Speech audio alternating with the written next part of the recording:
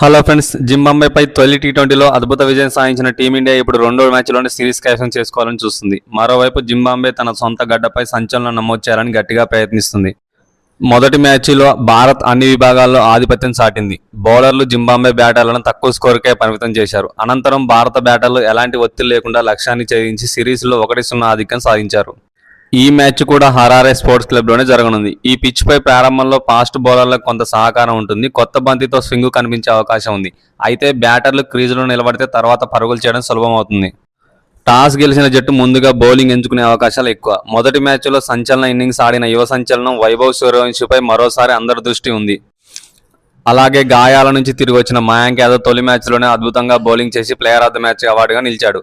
అభిషేక్ శర్మ కూడా రెచ్చిపోతే జింబాబ్వే బౌలర్లకు ఏడుపు ఒకటే దిక్కిగా.